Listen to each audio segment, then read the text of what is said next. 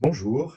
Comme vous le savez, le séminaire Perspectives transaméricaines a lieu le premier mardi de chaque mois sur un sujet qui peut être examiné à la fois par des spécialistes de l'Amérique du Nord et de l'Amérique latine et des Caraïbes. Les sujets sont extrêmement variés depuis 2 ans.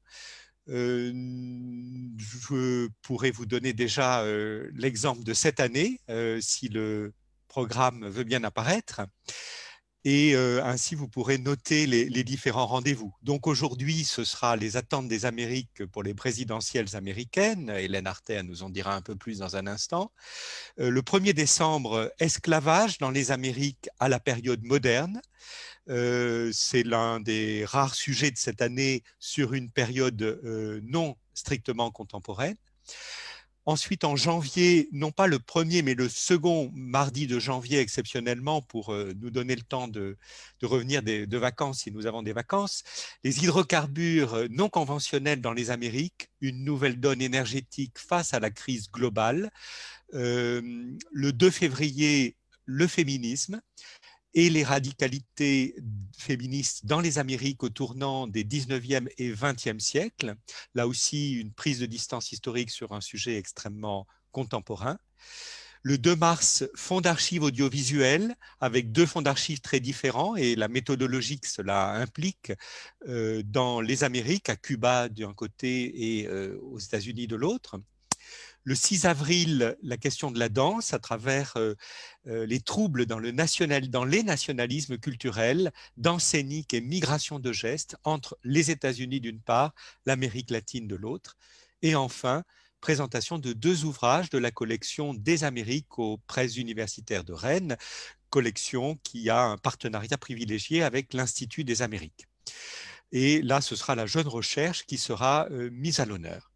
Donc, ce programme est presque complet. Je dis presque parce que nous aurions dû avoir une séance en octobre. Roland Béard va nous en dire un mot dans un instant. Je voudrais simplement insister sur le fait que cette réflexion, elle est faite par de grands spécialistes de leur sujet, mais il ne s'agit pas de conférences, il s'agit de points de vue qui sont mis en perspective et très vite le débat s'engage entre ces spécialistes grâce aux coordinateurs scientifiques ou aux discutants qui parfois est la même personne, et le débat s'engage avec la salle. Aujourd'hui, pour la première fois, nous sommes en ligne et en direct. Vous êtes la salle, donc n'hésitez pas à faire remonter vos questions à travers le chat de ce Zoom. Enfin, dernière chose, ce sont des spécialistes qui la plupart du temps, n'appartiennent pas à la même discipline. Donc, il y a également un aspect transdisciplinaire. Voilà, bon séminaire et je laisse la parole à mon collègue Roland Béard, maître de conférence à l'École normale supérieure, rue d'Ulm. Lui-même est spécialiste de l'époque moderne et plutôt de l'Espagne que de l'Amérique, mais il organise beaucoup d'événements sur les Amériques à l'ENS et nous avons le plaisir de travailler avec lui déjà depuis 2 ans. La parole donc est à Roland Béard. Bien, je vous remercie pour cette présentation et juste, je voudrais dire 2 mots au nom de l'École normale supérieure PSL. Dire d'abord que ça a été un grand plaisir d'accueillir pendant ces 2 premières années du séminaire, de l'accueillir dans les murs de l'École normale, un plaisir et un honneur, et de dire aussi que nous nous réjouissons beaucoup du fait que ce séminaire puisse poursuivre sa trajectoire maintenant en ligne et l'année prochaine, nous espérons évidemment à nouveau de manière présentielle, sans doute dans les locaux de l'Institut des Amériques. Alors, Paul-Henri l'a dit auparavant, la littérature manque dans le programme de cette année. Elle était prévue pour la séance d'ouverture du mois d'octobre, donc, et nous avions invité Robin Lefer, professeur à l'Université de Bruxelles, à parler dans une conférence inaugurale de Borges et des États-Unis. Malheureusement, les conditions sanitaires étant ce qu'elles sont, cela n'a finalement pas pu se faire, mais nous ne renonçons pas à entendre Robin Lefebvre nous parler l'année prochaine, et donc rendez-vous est pris le 5 octobre 2021 à nouveau dans les murs de l'ENS pour cette première conférence. Voilà, donc c'est un plaisir et un honneur pour l'ENS d'être associé à ce séminaire. Et j'ai maintenant le plaisir de présenter ma collègue Hélène Arter, professeure d'histoire de l'Amérique du Nord à l'Université de Paris 1 et auteur de nombreux ouvrages de référence sur la question, dont je ne citerai qu'un seul, puisqu'il est d'actualité pour le thème qui nous réunit aujourd'hui, publié avec André Caspi, qui a pour titre « Les présidents américains ». Je crois donc qu'il y a même une deuxième édition de 2019 donc, qui a été actualisée. Voilà, donc je vous laisse la parole et je souhaite à tous une excellente séance. Merci Roland, merci Paul-Henri, dont vous aurez compris qu'ils sont mes deux complices dans la co-organisation de ce séminaire. C'est un moment assez symbolique puisque finalement c'est notre première rencontre depuis le confinement, celui du mois de mars. Nous nous étions quittés sur une séance sur les gauches dans les Amériques en nous posant toute une série de questions sur la manière dont allait évoluer la campagne présidentielle, qui allait être les candidats, mais aussi quelles allaient être les grandes questions, les grands débats. Et donc, nous voilà aujourd'hui dans ce nouveau format.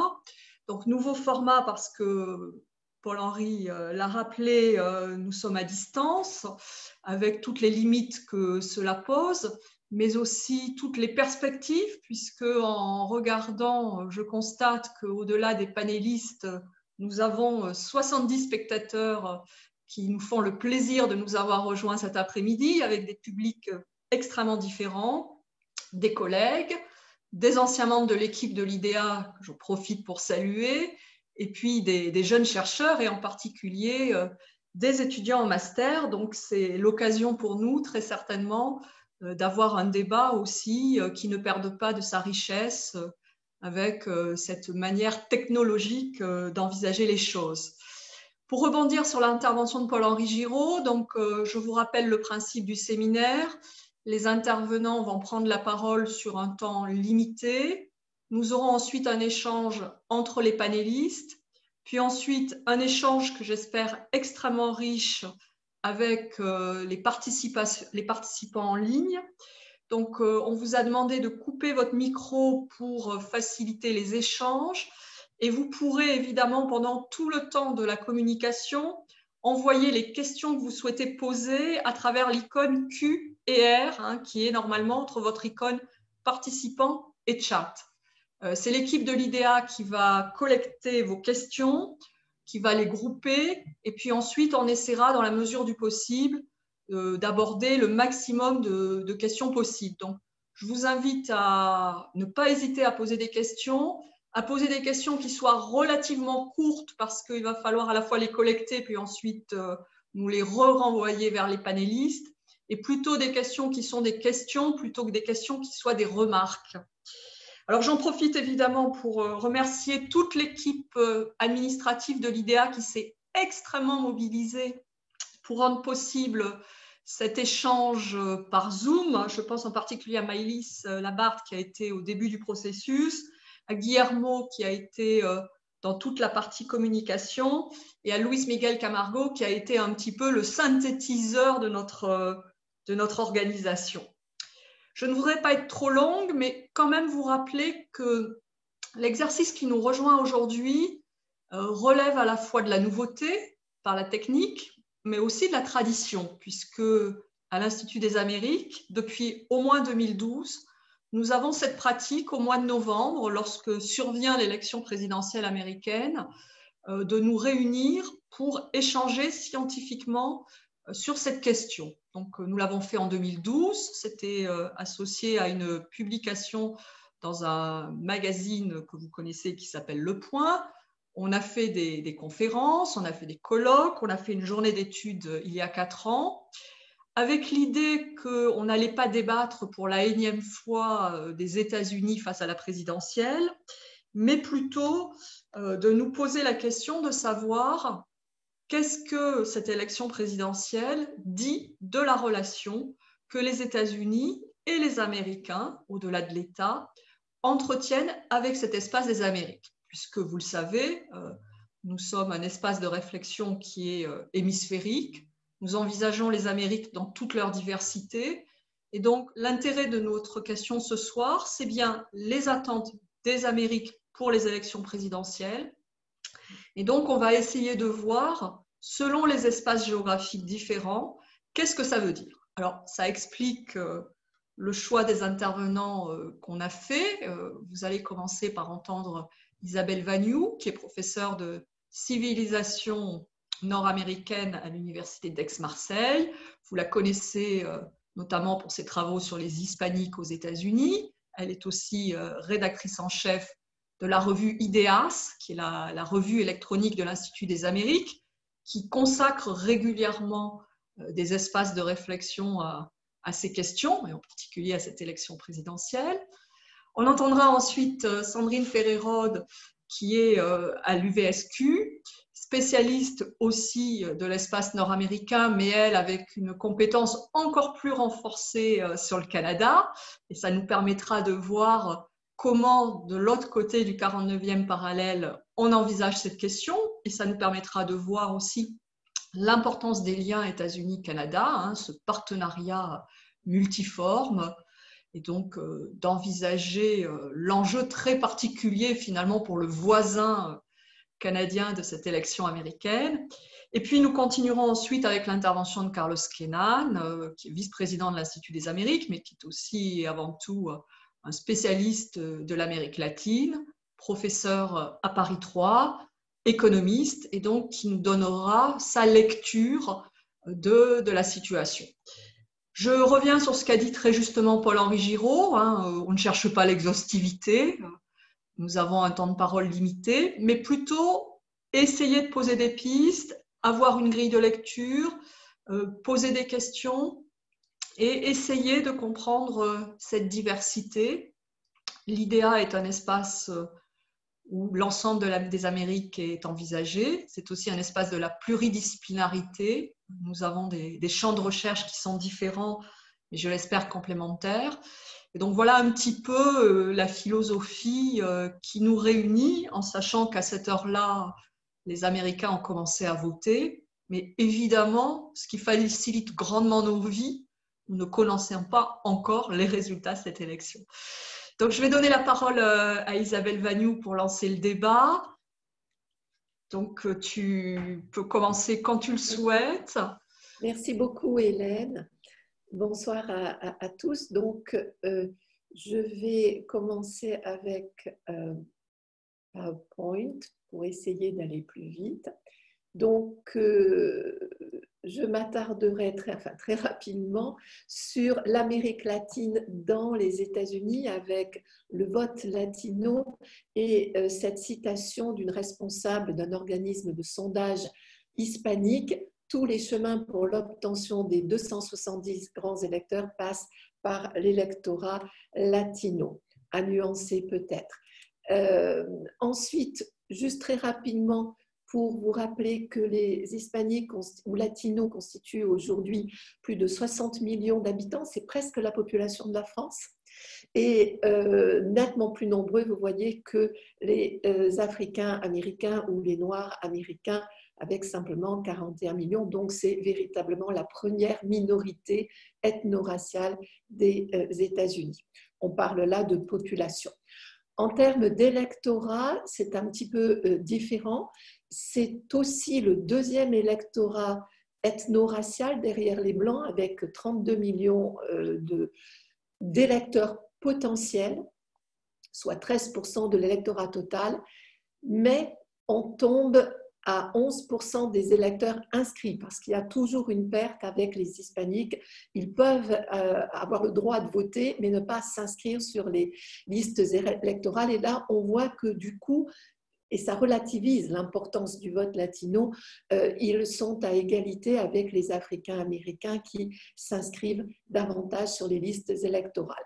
Autre problème pour cet électorat, un taux de participation traditionnellement inférieur à celui des autres groupes, 47,6% seulement en 2016, c'est-à-dire moins de 1 latino citoyens américains avec le droit de vote sur 2. Et on va voir que c'est en train de s'améliorer, mais évidemment, toute la question de leur impact réside dans ce taux de participation. Un électorat très hétérogène en termes d'origine nationale.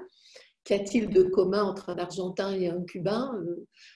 C'est pas évident. En termes de culture, de temps de résidence aux États-Unis, rappelons-nous que le sud-ouest des États-Unis actuel appartenait au Mexique, à l'Espagne avant, donc les plus anciens, les familles les plus anciennes résident dans le sud-ouest des États-Unis depuis le XVIIIe siècle. Tous ne sont pas arrivés hier en traversant le Rio Grande. Et aussi hétérogène en termes de statut socio-professionnel. D'où le fait que pour les équipes de campagne, il est extrêmement difficile d'avoir un message qui touche tout le monde, avec des désaccords intracommunautaires aussi. Un électorat en phase ascendante qui peut avoir un impact dans les États où leur électorat est important. C'est le cas en Californie, au Texas, Floride, en nombre. Tous États qui, vous le savez sans doute, pèsent très lourd dans la balance des grands électeurs. Ce sont des États très peuplés, donc avec beaucoup de grands électeurs, sans faire aucune discrimination. Disons que si un des 2 candidats doit gagner un État, il vaut mieux gagner la Californie que l'Alaska. Ça rapporte bien davantage en termes de grands électeurs. On les retrouve aussi nombreux dans 2 des États clés de cette élection. Vous savez qu'on parle beaucoup des États, les swing states, des États qui peuvent faire pencher l'élection dans un sens ou dans l'autre. Et dans ces 5 États particulièrement sensibles, il y en a 2 où les hispaniques sont en nombre important, l'Arizona et la Floride. Les 2 partis n'ont pas pleinement fait campagne auprès de cette population. Il reste encore beaucoup de marge de progression pour l'avenir et il faudrait vraiment que les 2 partis se saisissent de cet électorat protéiforme et très hétérogène, beaucoup moins facile à manier que l'électorat africain-américain qui est beaucoup plus monolithique. Cette année, participation probablement supérieure à 2016. Les sondés par Naleo et Latino Decisions montrent plus de motivation et hier déjà 48% déclaraient avoir voté, alors que vous avez vu que pour 2016, on était juste en dessous de ce chiffre-là à la fin de l'élection. Donc on pense que cette année, plus de 50% au moins vont voter, ce qui est déjà un énorme progrès en soi.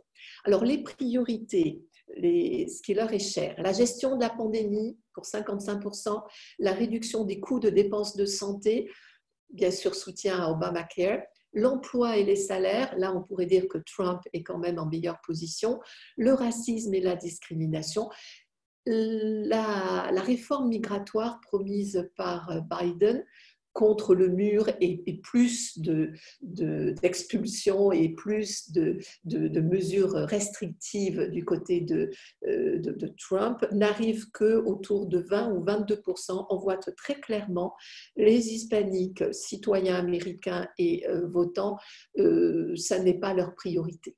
Donc ça, on pourrait penser que, mais non, une réforme migratoire, les problèmes migratoires ne sont pas leur priorité et en fait leur priorité recoupe très exactement celle des autres citoyens américains. On voit aussi avec ces 4 priorités que Biden suscite une plus grande confiance pour 3 des 4 d'entre elles, exception faite de l'emploi et des salaires peut-être, hein, ça c'est pour l'ensemble des sondages. Il y a quand même des hispaniques qui votent républicains, malgré tout ce que Trump a pu dire de très négatif sur les Mexicains, essentiellement. On a, élection après élection, un socle permanent de plus d'un quart de l'électorat latino qui vote républicain. Rappelons-nous qu'en 2004, George Bush avait obtenu plus de 40%, suivant les sondages entre 40 et 44%. Ils appartiennent à tous les groupes nationaux, même si on note une nette orientation républicaine de la part de ceux qui sont originaires de pays gouvernés par des régimes marxistes, Cuba, bien sûr, mais aussi le Nicaragua et les Vénézuéliens, peu nombreux, mais extrêmement actifs aux États-Unis. La peur du socialisme, et ça, vous l'avez peut-être entendu, c'est quelque chose que l'équipe de Trump manie à propos de Biden énormément, à savoir que si Biden était élu, les États-Unis deviendront un pays socialiste, et ça suffit à faire peur à tous ces descendants d'immigrés ou immigrés eux-mêmes qui ont fui ce type de régime. Pour beaucoup d'entre eux, la relation avec Israël est importante. Elle est importante pour les catholiques. Elle est surtout très importante pour les évangéliques latinos, enfin tous les évangéliques, mais aussi les évangéliques latinos. Pas un très gros groupe, mais un groupe qui est en pleine expansion aussi et qui a de l'influence. Ils tendent à croire dans les valeurs du self-made man, du capitalisme, du respect de la loi. On n'est pas du tout dans la foi dans l'État-providence. Ils sont souvent hostiles à l'immigration non autorisée, partant du principe que certains d'entre eux ont attendu leur visa pour entrer aux États-Unis légalement et qu'ils n'acceptent pas que d'autres coupent la file. Malgré une évolution certaine, la majorité catholique reste fidèle à ses valeurs, au conservatisme social, notamment sur les questions d'avortement, donc plus proche des républicains conservateurs sociaux que des démocrates. Et puis, pour certains d'entre eux, notamment pour les hommes, beaucoup plus que pour les femmes latinos, a priori pas d'hostilité fondamentale à l'égard d'un homme fort. C'est le mythe du caudi. Et les derniers sondages, pour terminer, qui datent d'hier, au plan national, parmi les hispaniques toujours inscrits sur les listes électorales, Naleo Latino Decisions donne 69% pour Biden, 27% pour Trump. C'est un petit peu différent tout en restant à peu près dans la même zone pour NBC, Wall Street Journal, Telemundo. Pour mémoire, les sondages de sortie des urnes de 2016, 66% pour Clinton, 28% pour Trump. Donc on voit que, j'allais dire, malgré 4 ans de Trump, il n'y a pas d'évolution majeure d'après ces sondages par rapport à 2016. Donc il n'y a pas un raz-de-marée vers Biden aux dépens de Trump. Dans les États sondés, 5 États, Biden arrive en tête. Alors, ça varie de 57% en Floride et Trump obtiendrait plus d'un tiers du vote latino en Floride, jusqu'à 71% en Californie. Et parmi les 5 États clés que j'ai cités tout à l'heure, l'Arizona et la Floride figurent parmi ces 5 États. Donc, il faudra, concernant le vote latino, les regarder de très près, puisqu'ils peuvent contribuer à faire pencher la balance dans un sens ou dans un autre. Je vous remercie. Donc, merci Isabelle Vagnoux pour cette présentation qui nous montre bien cet enjeu majeur d'une Amérique qui change d'un point de vue démographique. On a beaucoup lu, et je pense que ça fera partie des questions et des interrogations tout à l'heure, que la démographie n'était pas de prime abord favorable au Parti républicain dans les années à venir. Et on voit bien que, en fait, la situation est un peu plus complexe que ça parce que, comme tu l'as rappelé très justement, les hispaniques ne sont pas un groupe monolithique et qui ne votent pas tous, évidemment, soit pour un parti, soit pour un autre. Donc, je vais donner la parole à Sandrine Ferré-Rode. Bonsoir. Merci. Bonsoir à toutes et bonsoir à tous. Alors, je vais vous commencer par décrire les principaux aspects de la relation entre le Canada et les États-Unis avant d'aborder peut-être plus, à l'occasion des questions, des éléments propres à l'élection qui nous préoccupe aujourd'hui. Et je vais faire un partage d'écran pour vous montrer, en fait, partir d'une carte dont l'examen rapide d'un seul coup d'œil permet d'entrevoir certains des aspects cruciaux de cette relation Canada-États-Unis. Donc, cette carte, c'est celle de l'écoumène canadien, donc l'espace habitable, c'est une carte qui est tout à fait officielle, qui a été produite par Statistique Canada à la suite du recensement de 2016. Et donc, ce qu'on voit d'un seul coup d'œil, je pense, très clairement, c'est d'abord l'immensité du pays. Le Canada est un pays immense, plus vaste que les États-Unis, avec près de 10 millions de kilomètres carrés. Mais peu peuplée, 10 fois moins que les États-Unis.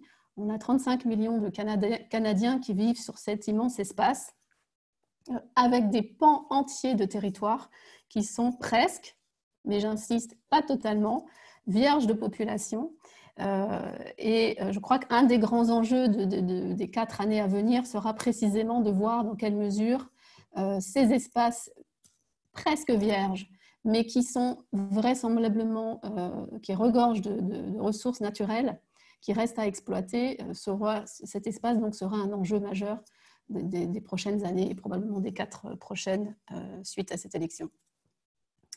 Donc, ce qui frappe également sur cette carte, je crois que c'est clairement visible, il n'y a que 2 couleurs, c'est la concentration de la population près de la frontière avec les États-Unis.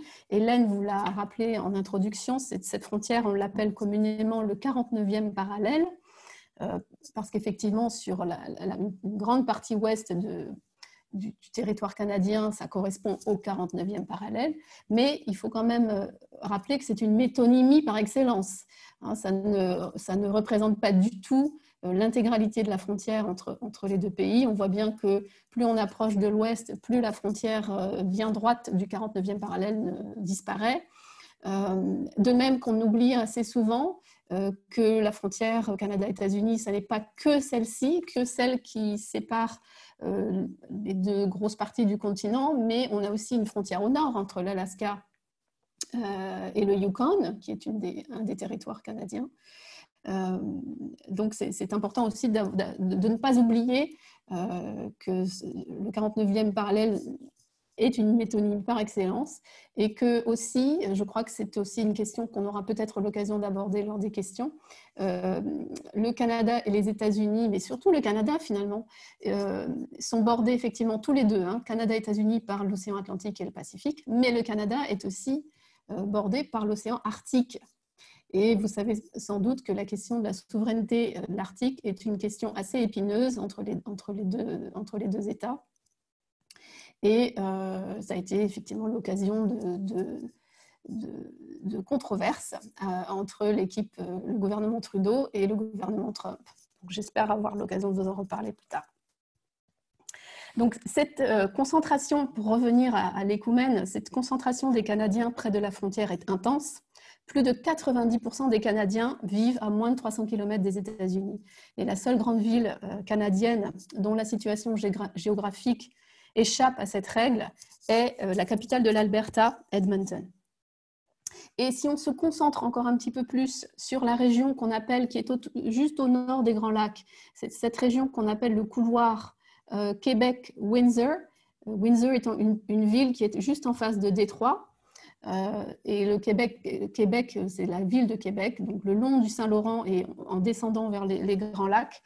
Dans cette zone, la concentration de la population est encore plus flagrante puisque 2 Canadiens sur 3 vivent dans cette zone. Donc les Canadiens et les Américains sont bien en effet des voisins et comme toute relation de voisinage, l'histoire de cette relation se caractérise par une amitié naturelle, que les spécialistes de la question d'ailleurs ont plutôt tendance à appeler l'intimité, mais aussi par des querelles de voisinage.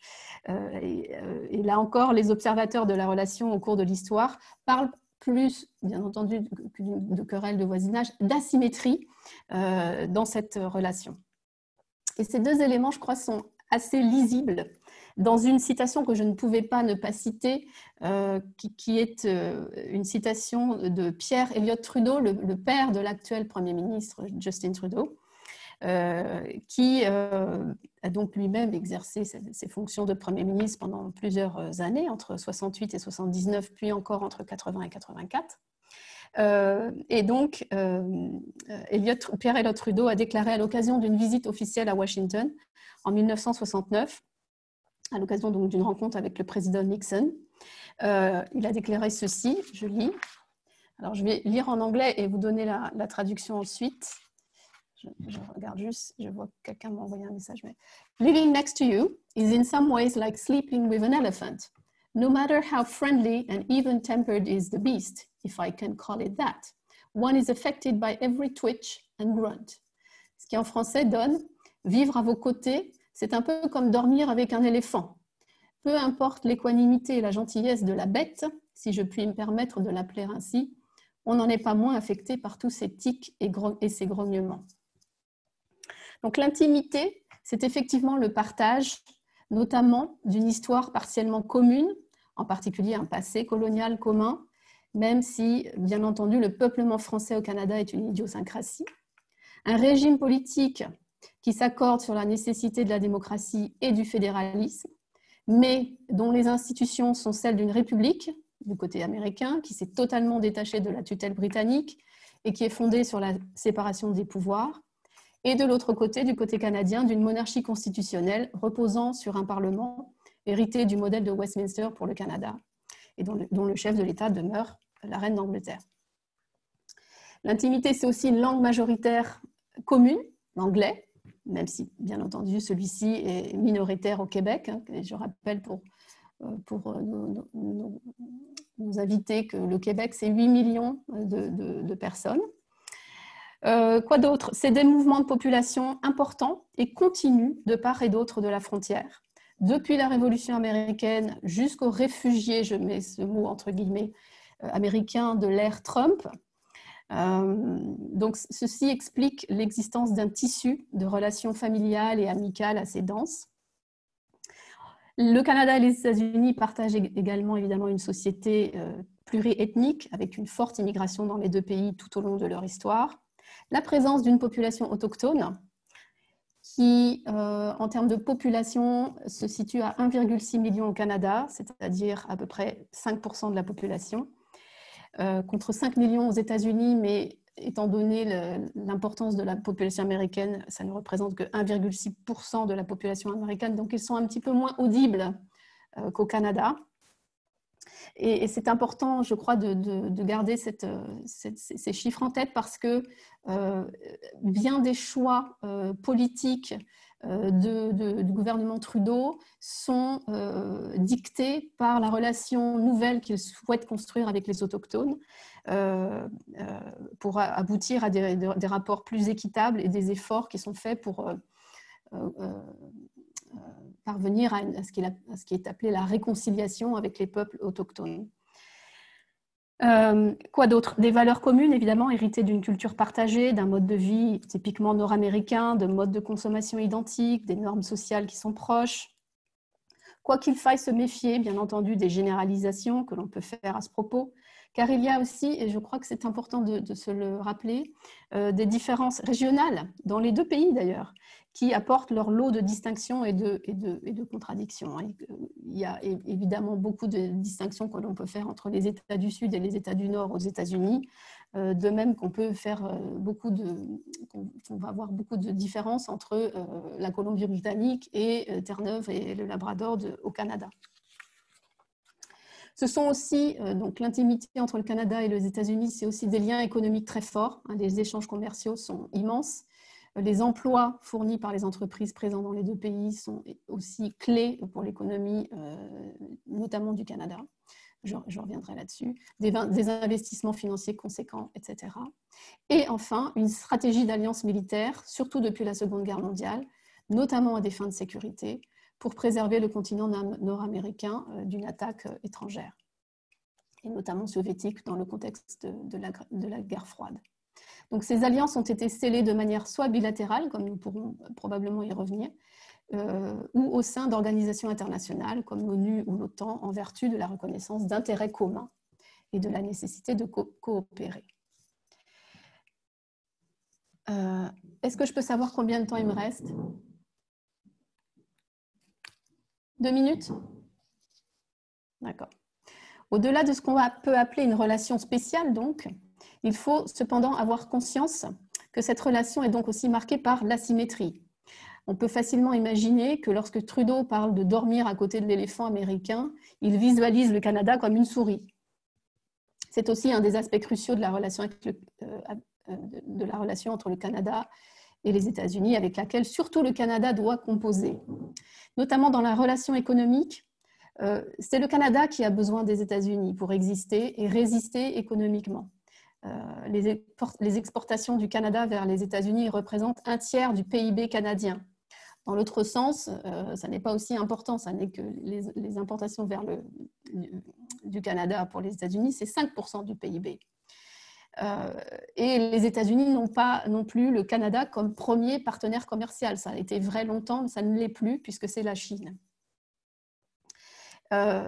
Et même si le Canada, depuis plusieurs années, tente de se défaire de cette dépendance des États-Unis, en signant notamment des accords commerciaux avec d'autres partenaires, et j'imagine très bien que vous pensez tous au CETA, signé avec l'accord de libre-échange que le Canada a signé avec l'Union européenne, le géant américain reste indiscutablement le partenaire incontournable pour le Canada. 2/3 des investissements étrangers au Canada viennent des États-Unis. Depuis la fin des années 60, on parle même d'une économie entre les deux pays intégrée. C'est surtout à l'image du secteur automobile que cette intégration est la plus visible. Et puis, bien entendu, je ne peux pas parler de cette intégration économique sans vous parler de l'ALENA, qui n'existe plus, comme vous le savez, puisqu'il a été renégocié et ça a été vécu très, très douloureusement par le Canada après la prise de pouvoir donc, de Trump. Et pour aboutir donc à l'ASEM, l'accord Canada-États-Unis-Mexique, qui a été ratifié en juillet 2020.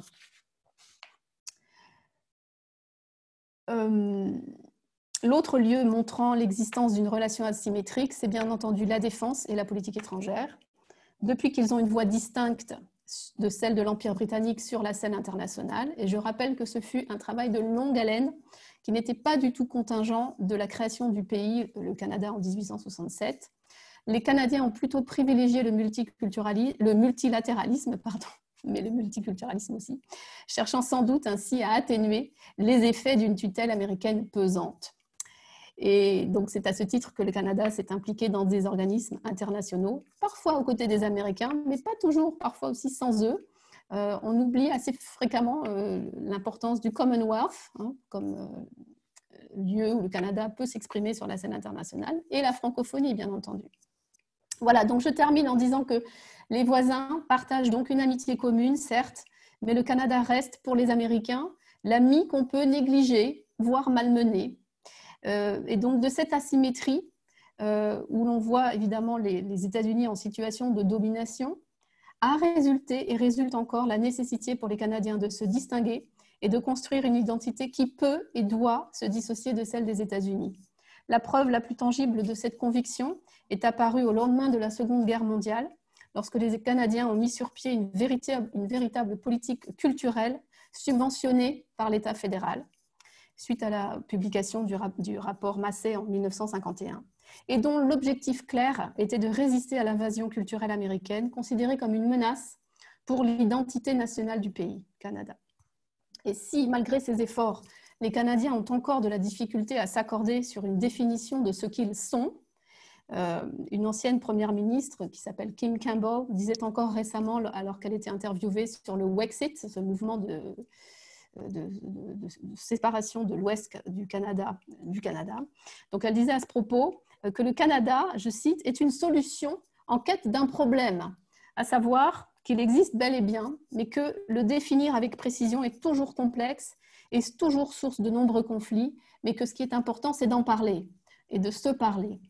Et donc ils s'entendent généralement, ces Canadiens, pour dire qu'ils sont sûrs en revanche d'une chose, c'est qu'ils ne sont pas américains. Voilà, donc j'ai essayé de vous brosser un tableau assez en 10 minutes de cette relation longue et semée d'embûches, mais néanmoins une relation amicale, bien entendu, et je serais ravie de répondre à vos questions, des questions plus précises sur l'impact de cette élection. Merci Sandrine.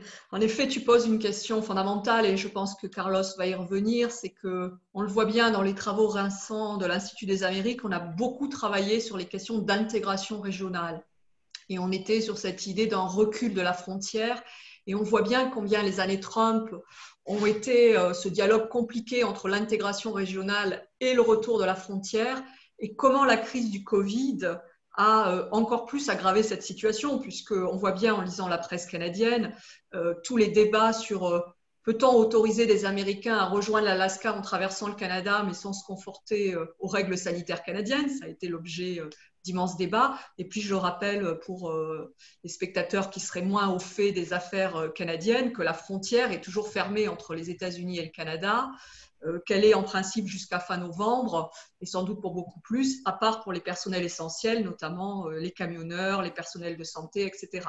Donc on voit bien combien à la fois il y a du conjoncturel et du structurel dans cette affaire, et que ceux qui ont travaillé sur la frontière, je pense par exemple à Pierre-Alexandre Bélier qui est parmi nous ce soir et qui aura sans doute des choses intéressantes à nous dire, montrent bien combien cette frontière doit être replacée à la fois dans le temps court, qui est celui d'une élection présidentielle, mais aussi dans un temps beaucoup plus long d'enjeux qui dépassent finalement l'élection. Et j'ai cru comprendre qu'un certain nombre de personnes étaient intéressées de savoir plus précisément quel sera l'impact d'une victoire de l'un ou de l'autre, mais ça, on va le réserver pour la seconde partie de la séance, c'est-à-dire plus la mise en perspective et les enjeux extrêmement immédiats.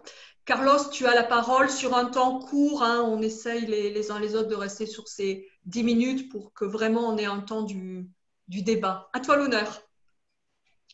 Et bonjour à tous et à toutes. Et merci pour l'invitation pour participer à cet échange. Moi aussi, je vais essayer de partager avec vous un PowerPoint. Donc, bon, l'idée étant justement d'apporter des éléments complémentaires à ce qui vient d'être dit et d'engager un échange, une discussion, il m'a semblé que nous devrions peut-être présenter en quelques minutes un premier aspect de la question qui est quelques réflexions sur le cadre d'analyse et la situation aux États-Unis, proprement dit, pour ce qui est de cette élection. Et il me semblait que nous devions privilégier là 3 questions qui peuvent faire l'objet, bien évidemment, d'une discussion approfondie.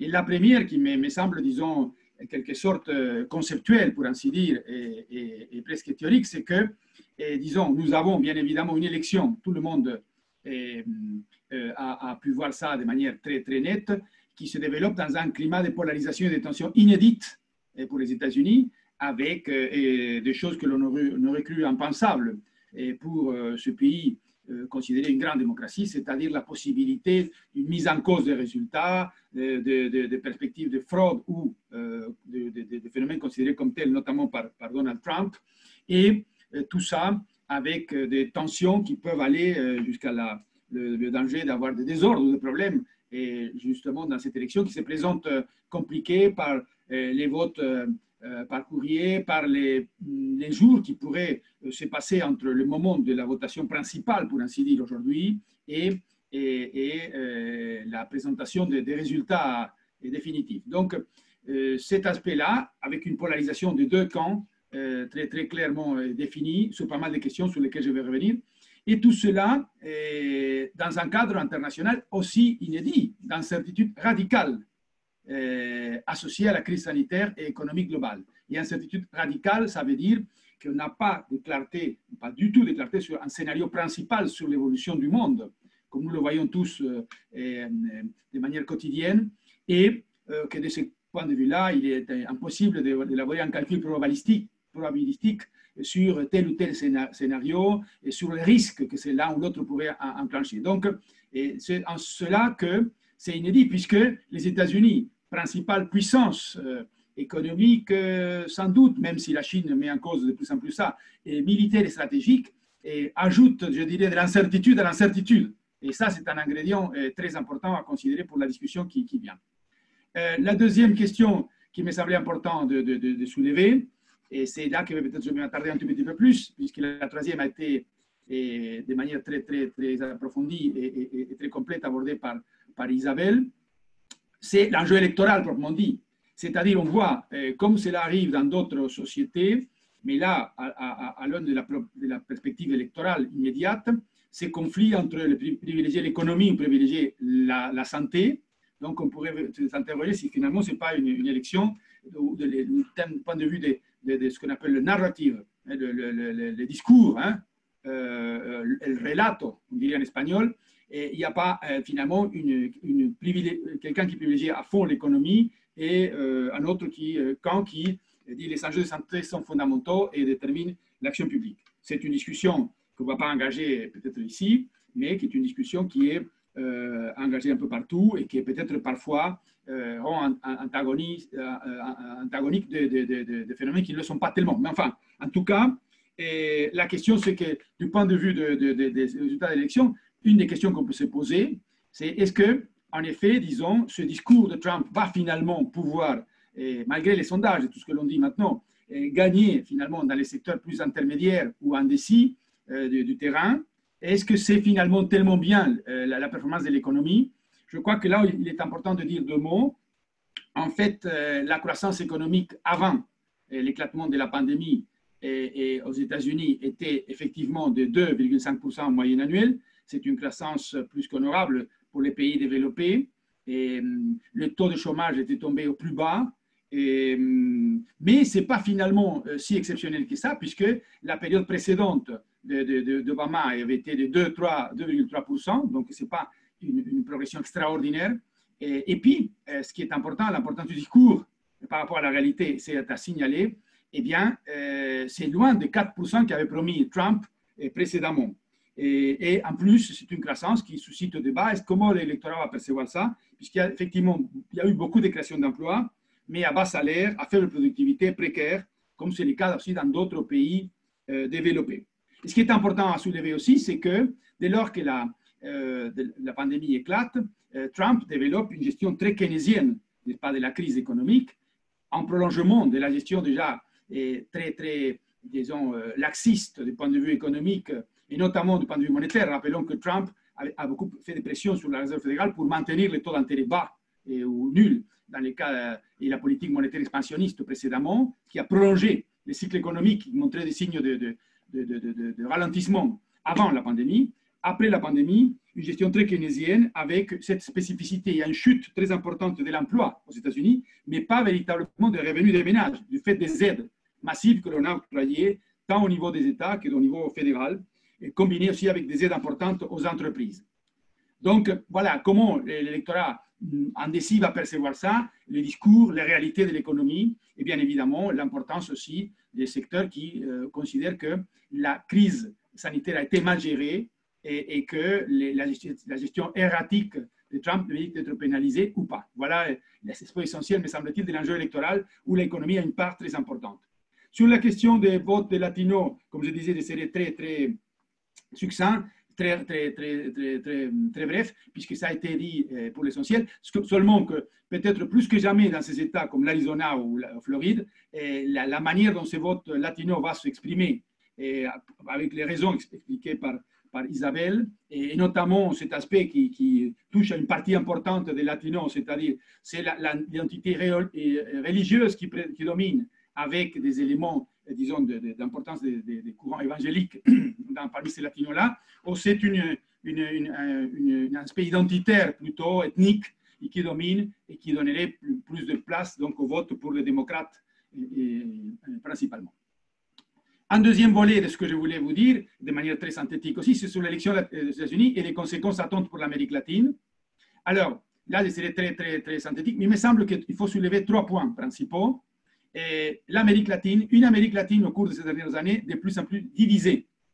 On évoquait Hélène Arter, l'aspect intégration. L'intégration régionale, sauf exception, peut-être l'Amérique centrale qui garde quand même une dynamique d'intégration importante, notamment en Amérique du Sud. L'UNASUR est disparu, elle n'a pas été remplacée par PROSUR, et les conflits et la crise vénézuélienne, notamment, mais d'autres facteurs, l'arrivée de Bolsonaro au pouvoir aussi, au Brésil, a effectivement affaibli énormément l'intégration régionale. Donc cette Amérique latine divisée a été de plus en plus périphérique pendant l'administration Trump.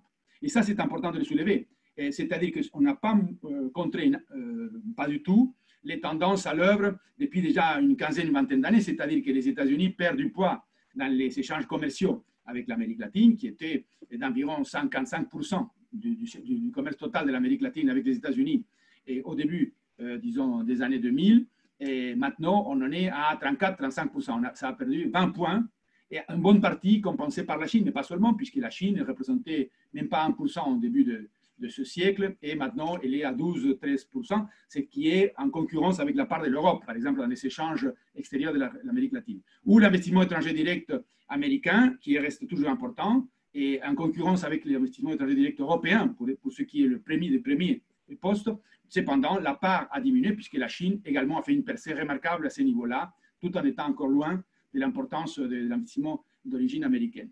Une importance faible, effectivement, que l'on pourrait passer des longs moments à expliciter. Le nombre de visites de l'administration Obama, une quinzaine pendant ces 2 mandats, mais déjà 3 ou 4 dans son premier mandat, des visites qu'a fait également Biden, qui a une quinzaine de visites à la région et connaît assez bien finalement la région latino-américaine. Or, Trump n'a fait qu'une seule visite pendant ces 4 ans de mandat, et c'était en Argentine, fin novembre, début décembre 2018, et dans le cadre de la réunion du G20, qui a eu lieu dans ces pays. Donc, mais cependant, cette importance faible est à nuancer, puisque l'Amérique latine a été de plus en plus considérée dans le cadre de la croissante rivalité sino-américaine.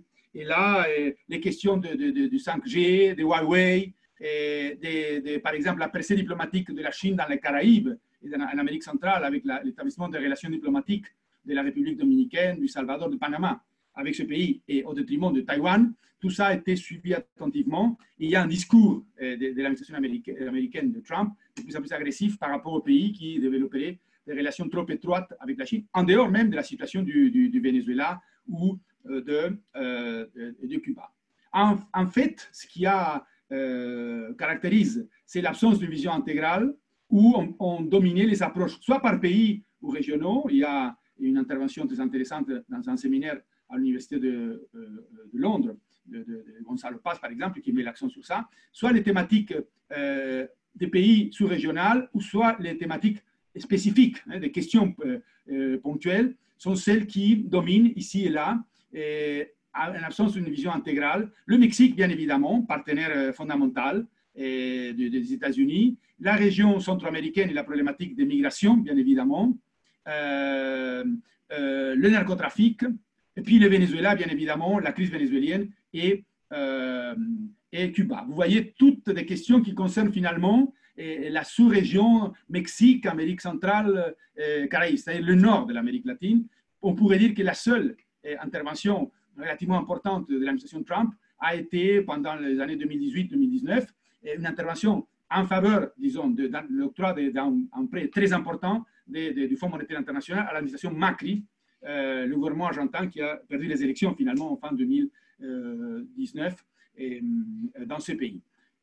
Alors, dernier point que je vais évoquer, les 3 points que vous voyez sur l'écran, juste pour lancer les discussions. Qu'est-ce qui pourrait changer si Biden gagne?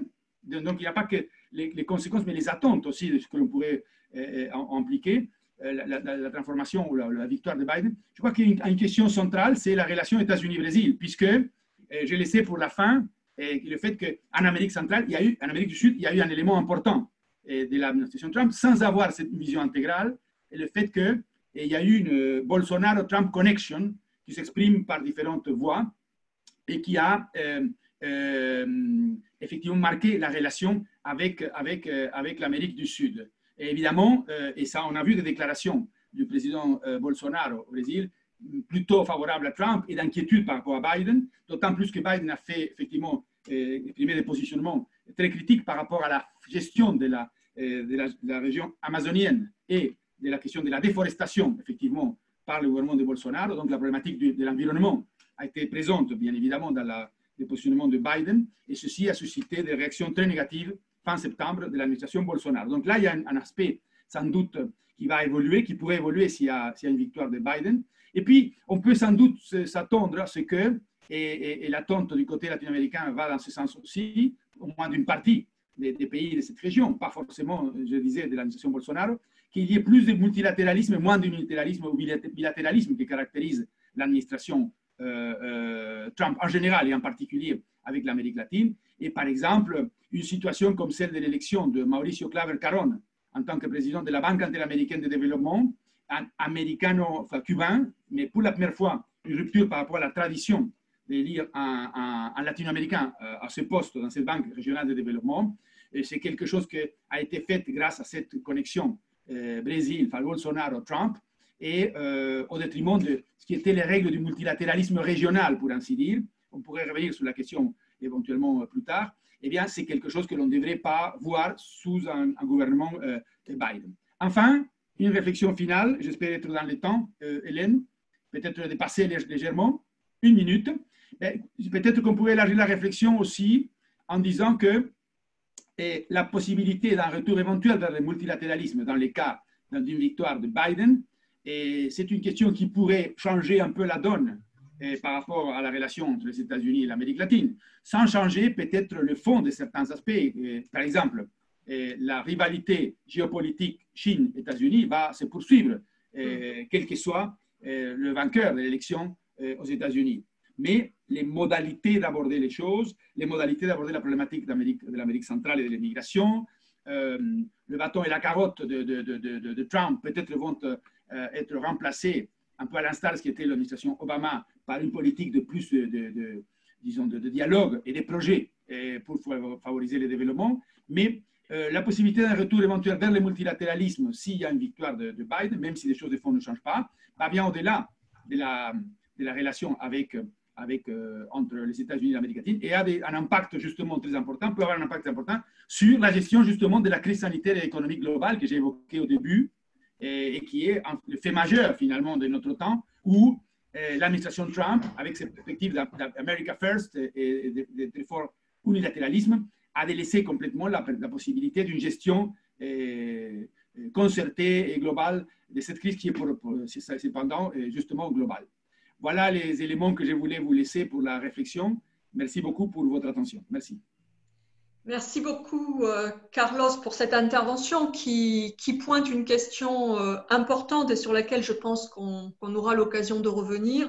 C'est la question du rapport au multilatéralisme à l'échelle des Amériques qui nous occupe ce soir, mais on pourrait poser la question sur toute une série d'espaces. Donc, à travers ce laboratoire des Amériques, comment on pense le multilatéralisme quand on est américain? Et tu as eu raison de rappeler tous les débats qu'il y a eu autour des nominations à la BID. Ça pose aussi la question de l'OEA, l'Organisation des États américains, et de la place des États-Unis dans cette question. Peut-être pour rebondir, je vais me saisir de la remarque de notre vice-président du Conseil scientifique, Robert Boyer, qui faisait remarquer très justement que dans nos interventions les uns les autres, on a d'une certaine manière mis l'accent, sans peut-être vraiment le vouloir, sur la question des continuités. Et c'est vrai que c'est une question qu'on se pose en relations internationales. Je renvoie notamment aux travaux de Pierre Mélandry sur les éléments de continuité et de rupture dans la politique étrangère américaine. Finalement, les présidents changent, les administrations changent. Quelle est la touche d'une administration qui fait qu'on est plus dans la rupture que dans la continuité? Alors peut-être pour commencer à lancer le débat avec nos intervenants, je vais me saisir de quelques questions qui ont été posées à travers le Q&R, que je vais un peu mixer parce que certaines se ressemblent. Et peut-être commencer avec Sandrine sur le Canada. L'un des participants se demandait finalement, la question est en 2 temps, quel a été l'impact de l'administration Trump sur la relation avec le Canada? Et un autre se posait la suite, c'est de se dire, imaginons que Joe Biden soit élu, qu'est-ce que ça changerait? Et finalement, on est toujours sur rupture-continuité. Je préciserai peut-être la pensée autour de la question du multilatéralisme, puisque le Canada a un discours beaucoup plus porté sur le multilatéralisme. Et puis, évidemment, sur la question centrale de l'environnement, des hydrocarbures, qui est un enjeu extrêmement majeur, en particulier du côté canadien. Avec une autre sous-question, et je vois, et je m'en réjouis en tant que présidente honoraire de l'Association française d'études sur le Canada, que le Canada est à l'honneur et interroge. Quelqu'un faisait remarquer très justement qu'à l'issue de la première élection de Donald Trump, certains avaient dit, s'il est élu, je m'exile au Canada, et l'avait fait.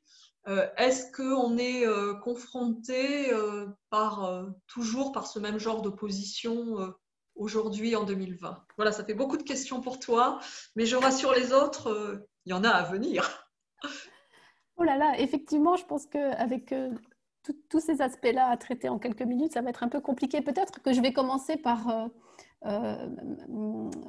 poser quelques jalons autour de la relation entre personnes, puisque quand même, même si effectivement la relation Canada-États-Unis n'est pas à 100% déterminée par les deux seules personnes que sont le Premier ministre et le Premier ministre canadien et le président américain. Je crois que c'est quand même un petit peu assez important de rappeler que effectivement les rapports entre Trump et Trudeau ont été quand même assez tendus.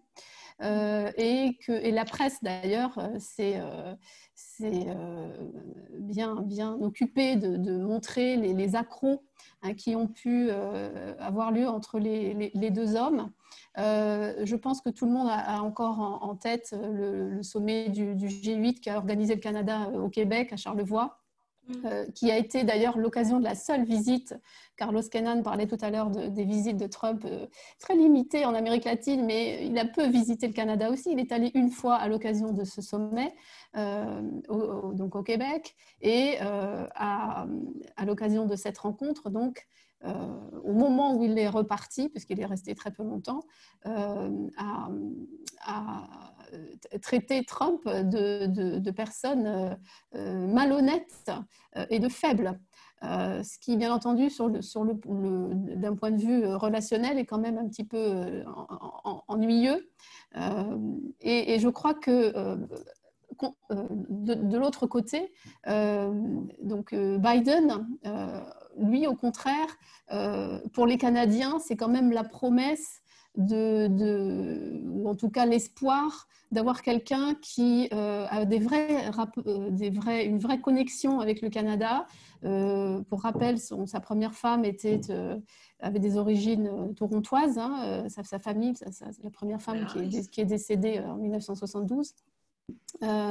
Et Biden est venu plusieurs fois au Canada, d'abord parce qu'il a été membre d'un comité sénatorial d'affaires étrangères pendant plusieurs années, qu'il l'a amené plusieurs fois au Canada, et il est aussi venu lors d'une visite officielle en décembre 2016, donc alors que Trump venait d'être élu. Il a fait un voyage très très remarqué au Canada, et pendant lequel il a été reçu en grande pompe. Il y a eu un dîner officiel organisé dans la capitale, et il a rappelé aux Canadiens, et je pense que c'est peut-être symbolique, mais je pense que ça a été très très entendu dans une période où il y avait encore beaucoup d'incertitudes sur ce que l'administration Trump annonçait.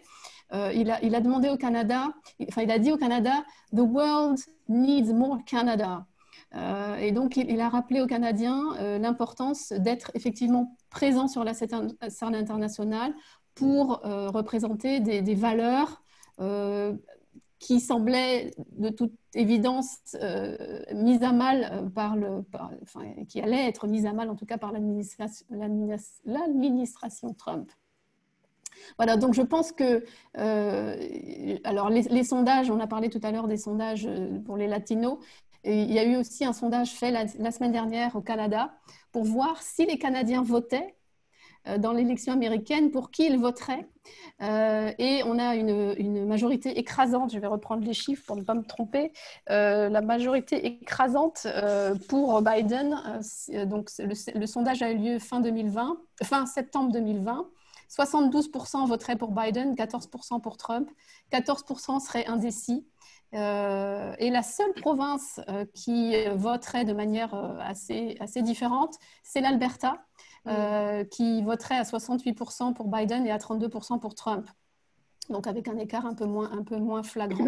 Peut-être préciser pour les intervenants pourquoi l'Alberta a cette spécificité. Oui, ça revient sur notre question des hydrocarbures de tout à l'heure. Tout à fait. L'Alberta, c'est cette province dont l'économie a été très très florissante jusque dans les années 2013-2014. Parce qu'elle repose sur l'exploitation du pétrole, de gisements de pétrole assez importants. C'est la 3e réserve mondiale de pétrole, mais c'est du pétrole qui doit être extrait de sable bitumineux. Donc, ce n'est pas le même pétrole qu'au Texas où on creuse et ça jaillit. Il faut utiliser des produits chimiques et il faut faire beaucoup de dégâts dans l'environnement pour extraire ce pétrole. Et donc l'Alberta est en crise depuis la chute des prix du pétrole. Elle vend son pétrole à perte. Elle est aussi impliquée dans des querelles sans fin sur la possibilité sur l'extension de son réseau d'oléoducs, qui pose des tas de problèmes aux Canadiens parce que il faut, environnementalement parlant, c'est une catastrophe. Et ça aussi, ça crée des tensions avec les autochtones, qui sont, parce que les oléoducs traversent souvent des réserves. Et ça pose aussi un problème majeur avec une autre province qui est la Colombie-Britannique, puisque les oléoducs qu'on prévoit, que l'Alberta souhaiterait étendre, ont leur terminus à Vancouver, autour de la région de Vancouver, donc en Colombie-Britannique. Et la Colombie-Britannique est très, très inquiète de l'impact environnemental et humain aussi, parce qu'on s'attend à une hausse du trafic maritime dans la baie de Vancouver énorme à cause de l'augmentation des barils, enfin, de quantité de pétrole qui arriverait dans ces terminus. Et donc, ça crée des tensions internes, en fait, au Canada, et ça fragilise l'unité canadienne. Voilà, je ne sais pas si je dois développer plus. Oui, si je ne me trompe pas, la candidate à la vice-présidente a eu une expérience montréalaise, puisqu'elle y a vécu pendant son adolescence. C'est ça, elle a effectivement été à l'école, avec sa sœur et sa mère, elle a habité à Montréal, dans un quartier anglophone. Voilà. Donc elle a été à l'école quand elle était adolescente, et apparemment, d'après ce que j'ai lu là aussi dans la presse canadienne, parce qu'évidemment ils en ont fait état, elle a été très impressionnée déjà malgré son jeune âge par la politique multiculturelle du Canada et le fait que les tensions raciales étaient beaucoup, beaucoup moins présentes qu'aux États-Unis. Alors, on va peut-être revenir vers toi tout à l'heure sur la question de l'exil, et j'aurais peut-être une question sur est-ce que les milieux d'affaires canadiens et québécois voient la relation avec les États-Unis de la même manière que le reste de la population? Parce que c'est une question qui est importante, mais je vais peut-être donner la parole à Carlos pour diversifier nos champs géographiques. Jean-Baptiste, Thomas avait une question sur la relation avec Cuba qui s'adressait à la fois à Carlos et à Isabelle. Est-ce que alors je ne vais pas trahir la pensée de Jean-Baptiste, qui nous demandait dans quelle mesure la question cubaine a joué un rôle au cours de la campagne, jusqu'à quel point une administration Biden impliquerait un retour à une politique de dégel. Donc la balle est dans votre camp, peut-être Carlos et puis ensuite Isabelle pour rebondir. Très bien, merci Jean-Baptiste. Je voudrais juste dire un mot aussi sur la remarque fort pertinente de Robert Boyer, le vice-président de notre conseil scientifique. En fait, sur cette problématique de continuité de rupture, notamment dans la politique étrangère, nous avons une première difficulté. Nous avons des indices, des éléments de tradition des républicains et des démocrates, les spécificités de Trump également.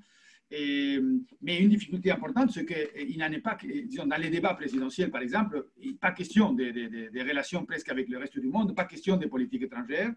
D'ailleurs, même pas le Mexique. J'ai ici sous les yeux un article de l'Économiste, un journal mexicain, qui avait titré « Premier débat présidentiel, Trump et Biden parlent seulement des problèmes internes.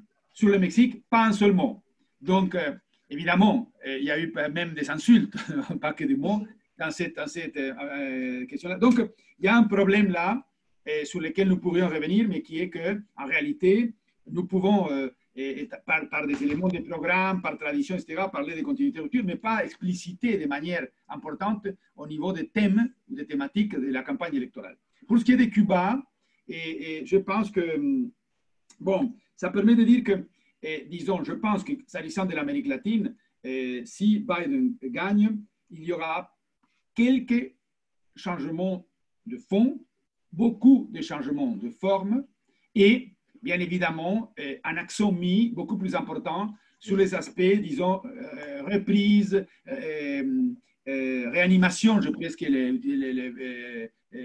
la tentation d'utiliser ce mot, par rapport à la pandémie et par rapport à la crise sanitaire. Et donc, dans ces contextes-là, la problématique du fond et des formes est très complexe à analyser pour le cas de Cuba, puisque une hostilité à l'égard du régime en place à Cuba est une caractéristique commune, disons, des administrations américaines et du establishment américain, bien entendu. Mais je pense que là, en reliant ça à la situation du Venezuela, et on devrait revenir vers quelque chose, disons, de plus dialoguiste, de rétablir des liens, peut-être pas au niveau initialement de ceux qui, parce que des choses sont passées entre-temps, de ce qui avait laissé en tant qu'héritage Obama avec sa fameuse dernière grande visite à l'Amérique latine, qui était justement le cas de Cuba, mais en rétablissant des ponts et peut-être pas de changements radicaux par rapport à certaines choses. Certes, certaines sanctions ou des choses pourraient être réduites parce que ce n'était pas la caractéristique de la politique des démocrates par rapport à Cuba. Il y a eu une évolution plus vers cette idée de dialogue, etc., sous Obama. Et peut-être aussi la mise en place d'une nouvelle dynamique d'échange par rapport à la question vénézuélienne, qui est quand même un élément important.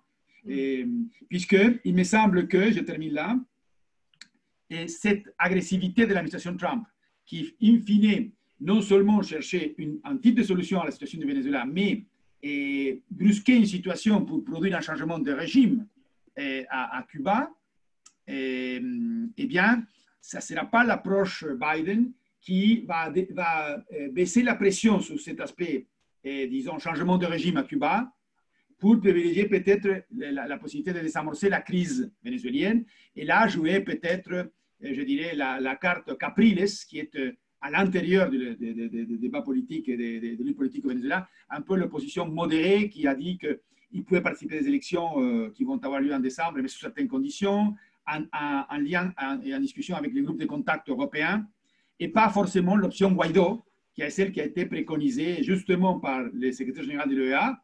Hélène, tu évoquais l'OEA, et justement Almagro, qui a joué un rôle très, très proche finalement des positionnements de l'administration Trump. Et donc, c'est en cela que je vois, au moins à court terme, un changement si Biden gagne. Et est-ce qu'on a déjà une petite visibilité de qui pourraient être les interlocuteurs de l'Amérique latine au sein de l'administration Biden? Non. Du point de vue des pays? Non, mais qui serait la personne en charge des Amériques, par exemple, au département d'État, puisqu'on avait eu cette tradition, quand on avait des démocrates, d'avoir un éminent représentant qui venait du monde universitaire. Mais là, est-ce qu'on voit des figures émerger ou est-ce que pour finalement l'administration, enfin pour l'équipe Biden, il n'y a pas encore une vision très claire de qui pourrait être un petit peu cet acteur? Moi, je n'ai pas d'informations. C'est pas toi. Peut-être qu'il y en a, mais on a eu ceux qui sont montés au créneau, disons, enfin, sont montés sur le front pour échanger lorsqu'il y a eu la problématique de la ville, etc. Il y avait les anciens hauts responsables, disons, des liens avec l'Amérique latine, mais je n'ai pas d'informations particulières. Et ça peut-être est relié au fait que il n'y aura pas un changement de fond, en ce sens que l'Amérique latine ne continuera pas à être au centre de l'agenda du président américain, nouveau, qu'il soit. Mais moi, je n'ai pas forcément, je n'ai pas d'informations précises sur ça. Peut-être Isabelle, je pensais à Arturo Valenzuela, évidemment. Oui, peut-être, mais c'est vrai qu'il s'est rendu très disponible pour cette campagne pour laquelle il a beaucoup œuvré depuis plusieurs mois. Mais il y a aussi des personnes plus jeunes et je pensais à Ricardo Zúñiga, qui a eu un poste important au Brésil, mais qui est d'origine centra-américaine, que j'avais interviewé en 2009 sur Cuba, parce qu'il était spécialisé dans Cuba à l'époque, et qui a eu, dans les dernières années d'Obama, un poste très important. En fait, il était en charge de l'Amérique latine au National Security Council. Donc, c'est quelqu'un qui, pour l'instant, est un peu en exil au Woodrow Wilson Center, un think tank centriste, on va dire, on peut penser qu'il va sortir du bois si Biden est élu pour un poste soit au département d'État, et c'est un diplomate de carrière, soit au National Security Council. Voilà, ça c'est quelqu'un qui doit être à peu près dans un quadragénaire à peu près. Donc c'est la nouvelle génération montante à un niveau assez élevé. Par exemple. Alors, moi, je voudrais revenir sur l'excellente question de Robert et rebondir un petit peu. En fait, on trouve beaucoup de réponses à ces questions dans le programme de campagne du Parti démocrate. Alors, vous savez tous que les républicains n'ont pas développé de programme de campagne pour 2020. Référent à celui de 2016, donc on n'a pas de nouvelles options, on ne sait pas, en dehors de toujours Make America Great, Keep America Great Again et America First. En revanche, on en sait beaucoup plus côté démocrate, avec un grand accent mis sur, comme vous l'avez dit, le multilatéralisme. Hélène, tu l'as répété, et ça c'est valable notamment pour ce que Biden dit, les alliés et les amis, c'est-à-dire qu'on va revenir vers un dialogue et prendre des décisions communes avec les alliés et les amis et non plus de manière unilatérale. Dans les alliés et les amis, eh bien, on a l'Europe, bien sûr, on a le Canada et on a une bonne part de l'Amérique latine également. Mais c'est vrai que par rapport à la Chine, l'Europe et le Canada probablement seront prises en compte beaucoup plus souvent que ce n'a été le cas jusqu'à présent avec Trump. Le Parti démocrate a aussi dit qu'il voulait remettre en selle la diplomatie plutôt que les coups de force, qu'ils soient politiques ou militaires. Ils ont promis aussi, et ça Carlos l'a mentionné, qu'il était hors de question de procéder à des changements de régime, où que ce soit dans le monde. Donc, il voulait prendre du recul par rapport à cela. Et donc, avec ces trois caractéristiques, on voit qu'on a effectivement un type de relations internationales, de politique étrangère qui sera beaucoup plus proche de la politique étrangère d'Obama que de celle de Trump. Cependant, les intérêts nationaux des États-Unis restent les mêmes. C'est ainsi que, eh bien, on aura sans doute des tensions avec la Chine, etc., etc. Les intérêts, si les intérêts financiers et commerciaux américains sont d'avoir peut-être une politique plus dure envers l'Union européenne, eh bien, ça sera le cas. Donc, il ne faut quand même pas oublier que tout en déclinant toutes ces promesses de campagne, le Parti démocrate a également dit qu'il voulait remettre en selle le leadership américain, réinventer le leadership américain. Donc, ça veut bien dire ce que ça veut dire, c'est-à-dire qu'on n'aura pas une Amérique soumise et qui va être à la traîne des autres, mais on va être avec une Amérique qui dialoguera, qui prendra des avis, mais qui tient à rester le leader du monde. Ça, il faut que ce soit absolument clair. La question de Jean-Baptiste sur Cuba, je crois que Carlos a dit déjà beaucoup de choses. Si vous voulez, il y a deux choses. Il y a les petites mesures qui peuvent être prises très rapidement. Par exemple, revenir sur la décision de Trump de rendre plus difficile les visites à Cuba, de rendre plus difficile les envois d'argent à Cuba, etc. Donc ça peut être fait très, très rapidement. En revanche, par exemple, abolir l'embargo, ça doit passer par le Congrès. Donc là, il faut voir la couleur du Congrès, que deviendra-t-il. Et concernant le vote cubain, alors tout ce que j'ai sur le vote cubain est extrêmement partiel parce qu'il ne concerne que les sondages de l'excellente université de Floride, qui se concentre exclusivement sur les Cubains américains de Miami, de Dade County, c'est-à-dire pas toute la population cubaine. Et on sait que les Cubains de New York, les Cubains d'ailleurs dans le pays, ou même du centre de la Floride, ne votent pas et ne réagissent pas exactement de la même façon que les Cubains de Miami, qui sont quand même parmi les plus durs des Cubains. Mais il y a quand même quelque chose d'intéressant, c'est que même parmi ces Cubains de Miami, sous Obama, on avait quand même noté une espèce de mollissement, si je puis dire, de l'attitude vis-à-vis de l'embargo, c'était très générationnel, etc. Et là, on retrouve une opposition renforcée avec 60% donc des Cubains américains de Miami qui soutiennent l'embargo, ce qui est le chiffre le plus élevé depuis 2007. Donc, le fléchissement qu'on avait vu sous Obama semble s'être effacé, sans doute avec une certaine déception. Même Castro parti, les deux Castro partis, eh bien, rien ne change à Cuba. On les voit aussi très présents par rapport au Venezuela. Donc, et il faut dire aussi que, phénomène plus récent encore, ces Cubains de Miami sont considérablement renforcés par l'arrivée des Vénézuéliens. J'en ai parlé tout à l'heure, peu d'entre eux peuvent voter, mais même s'ils ne votent pas, ils sont comme les Cubains de la première génération, extrêmement remontés contre tout régime marxiste, poussant et faisant un lobbying intense à Washington pour que les États-Unis interviennent. Et donc, si vous voulez, même s'ils sont peu nombreux, ils sont très éduqués, ils sont riches, sont très bien organisés et ils viennent renforcer ces Cubains de Miami et les plus radicaux d'entre eux. Voilà, je m'arrête là. Merci, je redonne la parole à Carlos, je crois qu'il voulait rajouter un élément.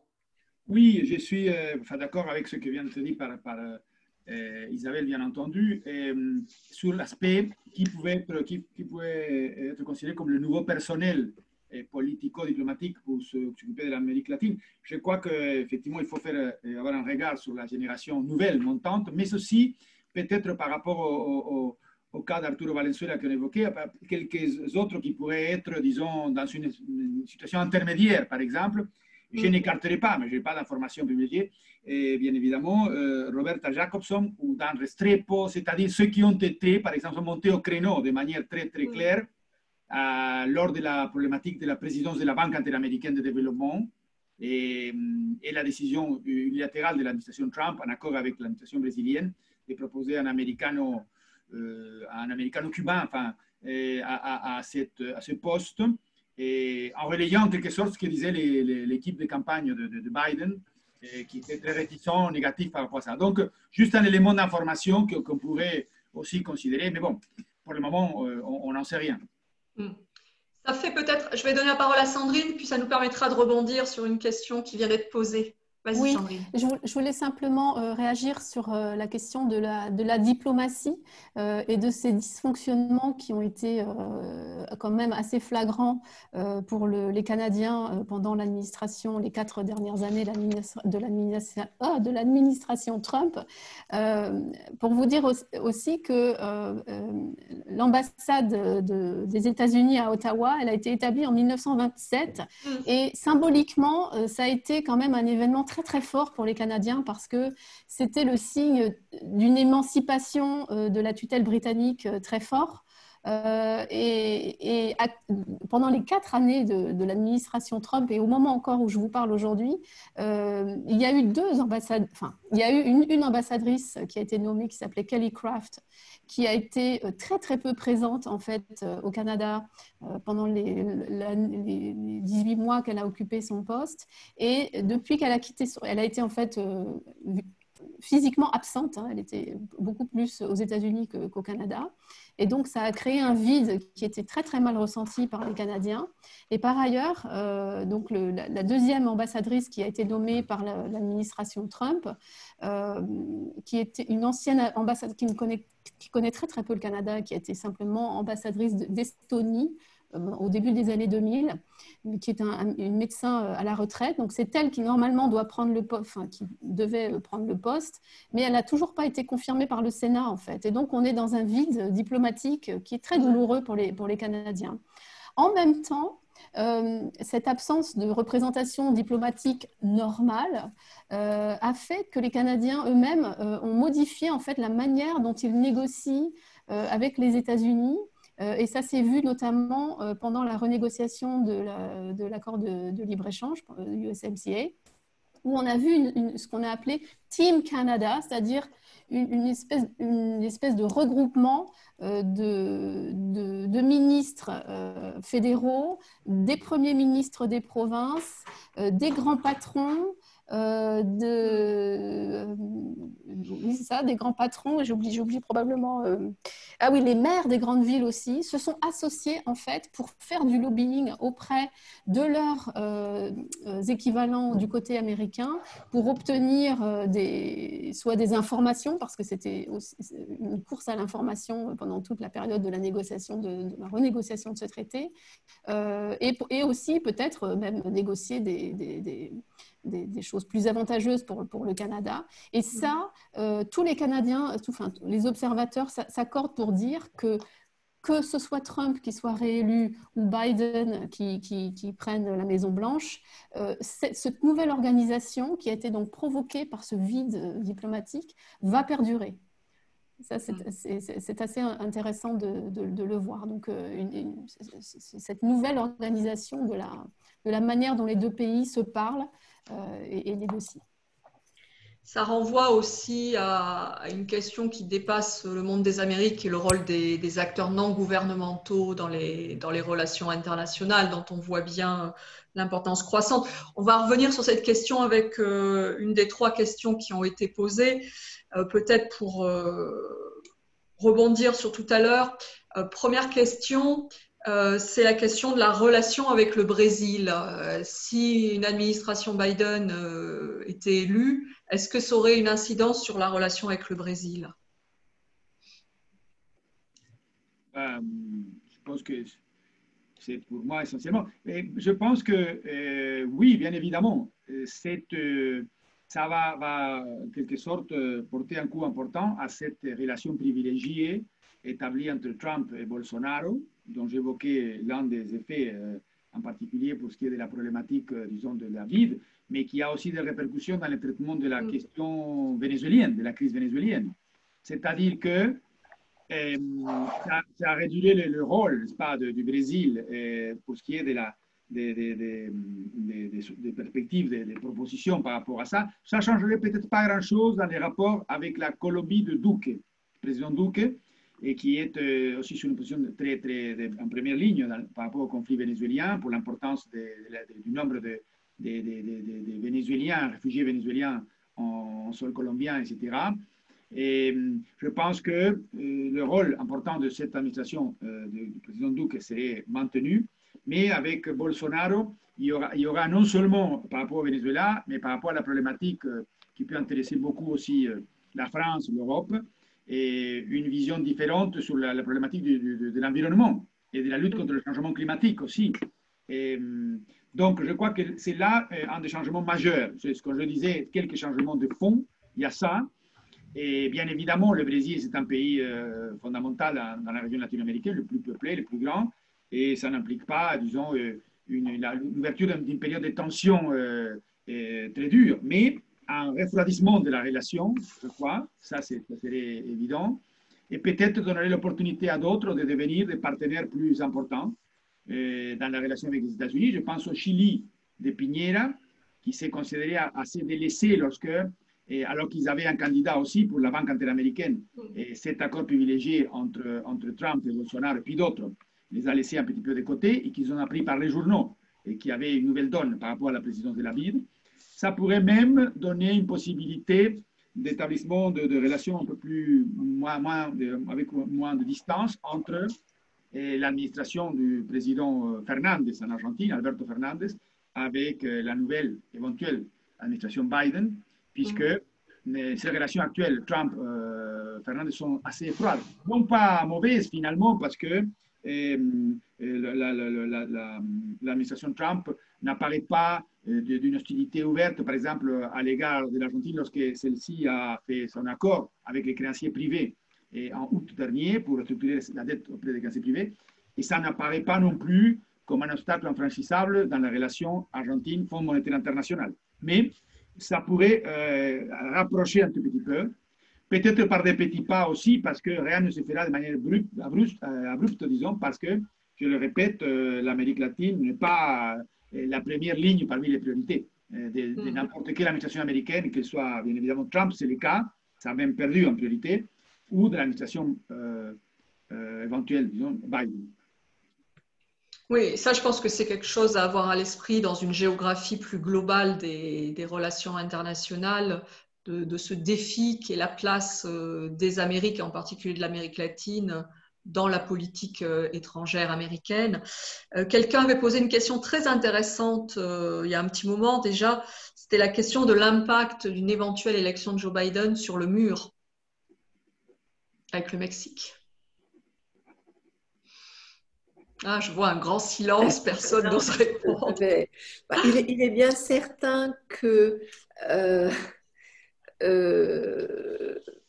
ça s'arrêtera probablement. Ça ne veut pas dire non plus qu'il va y avoir un laxisme vis-à-vis de l'immigration non autorisée.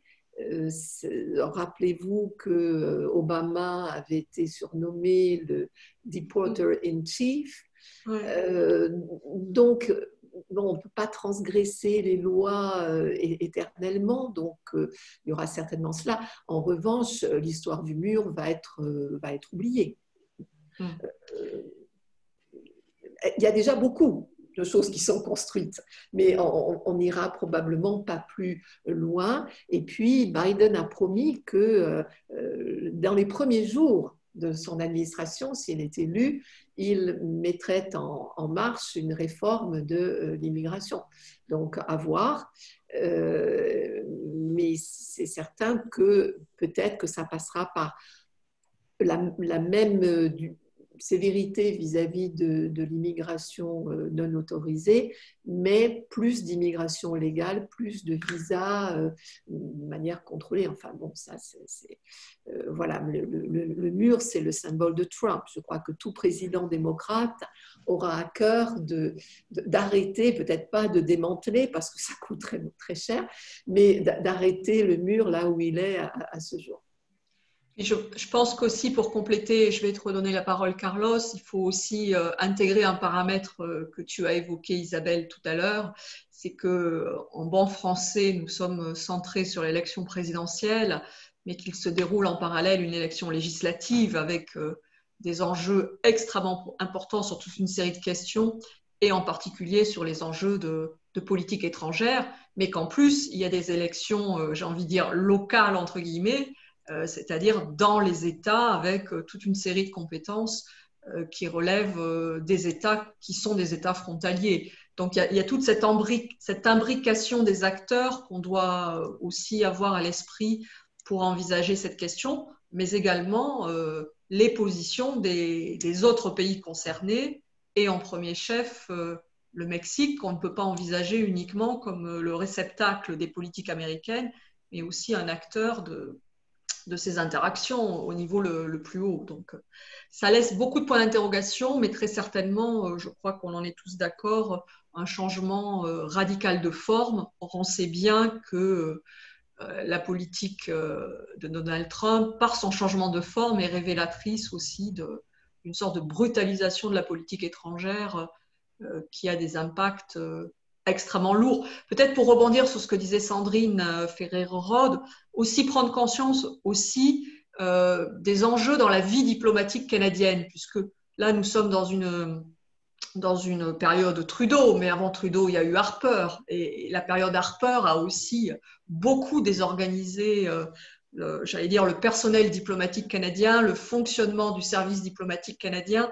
Donc là aussi, il faut envisager les deux partenaires, c'est-à-dire qu'il y a eu un affaiblissement de la diplomatie américaine dans les années Trump, mais il y avait eu aussi au préalable du côté canadien un affaiblissement de la diplomatie canadienne des années Harper.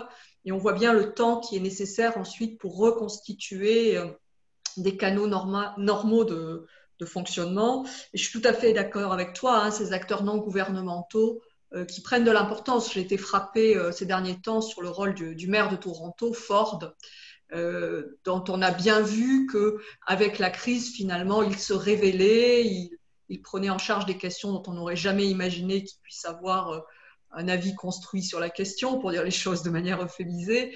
Et on voit bien combien ces acteurs à l'échelle infra-municipale, locale, régionale, prennent de l'importance parce que les canaux traditionnels diplomatiques ne sont pas là, et puis parce qu'en plus, on a cette crise, cette Covid, qui vient se surajouter à des fragilités, et donc qui nécessite d'imaginer de nouvelles manières de fonctionner, puisque, comme le disait un de mes collègues, la nature a horreur du vide, donc on a quand même besoin d'agir. Je crois que Carlos, tu voulais rajouter quelque chose, et je te donne la parole. Oui, très rapidement par rapport à la... Et c'est vrai que par rapport à la problématique migratoire, il faut voir ce qui se passe aussi au niveau des élections législatives et que rien ne peut se faire rapidement, mais peut-être il y aura des tests qui vont apparaître rapidement pour voir, disons, si ce que l'on énonce, propose du point de vue des campagnes électorales et du point de vue de la tradition et des points de vue exprimés précédemment, c'est traduit par des faits ou pas. Je suis tout à fait d'accord sur le fait que ceci nous indique que, de la même manière que l'a fait Obama, il va y avoir probablement une action mise sur la lutte contre l'immigration illégale, bien claire, si Biden gagne. Mais peut-être le test viendra aussi de la mise en place ou pas, par exemple, des plans spécifiques pour ce que l'on appelle le triangle du Nord, c'est-à-dire Honduras, de l'Amérique centrale, Honduras, Salvador, Guatemala, où il est question, du point de vue des démocrates, de proposer des plans de développement pour donner des opportunités aux gens, disons, dans les endroits où ils sont, et pour contrer sur le long terme l'immigration ou l'immigration vers les États-Unis. Et de ce point de vue-là, il faut se rappeler que Biden avait proposé un plan Marshall à un moment donné, en tant que vice-président, en étant à ce moment-là vice-président d'Obama. Donc là, il y aura peut-être à regarder si ces questions-là sortent rapidement comme des initiatives concrètes ou pas pour avancer dans ce sens. Bien évidemment, je pense que du point de vue symbolique, des discours, de tout point de vue, et une administration Biden devrait abandonner cette idée de, non pas du mur seulement, mais de la propagande autour du mur, qui est quand même un aspect essentiel de la politique du président Trump. Merci. On va peut-être prendre une dernière série de questions. Alors, une qui revient assez souvent et qui est importante et qui est sur une temporalité du moyen et du long terme, c'est la question des positionnements autour du climat et des questions climatiques. Est-ce que l'un de Carlos ou Isabelle ou Sandrine... Je peux dire quelque chose? Vas-y. Oui, tout à l'heure, Isabelle Vagnoux mentionnait le programme des démocrates qui avait été effectivement rédigé et qu'on peut trouver facilement sur Internet. Et à propos de la question environnementale, Biden est très clair.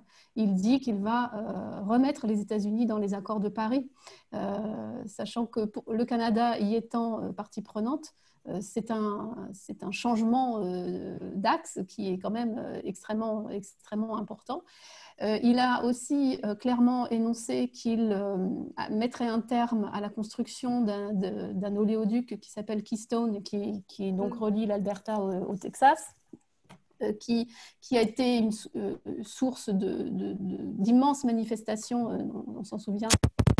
D'entre vous ont vu des images des autochtones, aussi bien du côté américain que du côté canadien. Les Canadiens sont venus prêter main forte dans le Dakota, dans les deux Dakota en fait, aux autochtones qui manifestaient contre la construction de cet oléoduc.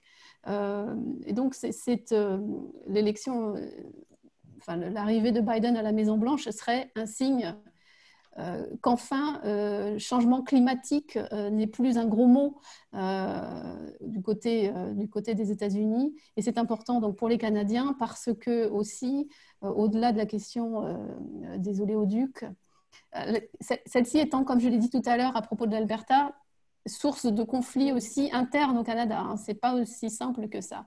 Mais ce que je voulais dire, c'était qu'on a aussi la question du Nord. Le Nord canadien est un endroit où le réchauffement climatique est 2 fois plus rapide, deux fois plus important qu'ailleurs dans le monde. Donc, il y a une vraie question. Le pergélisol, c'est-à-dire le fait que le sol est gelé toute l'année, est en train d'être détruit par le réchauffement climatique.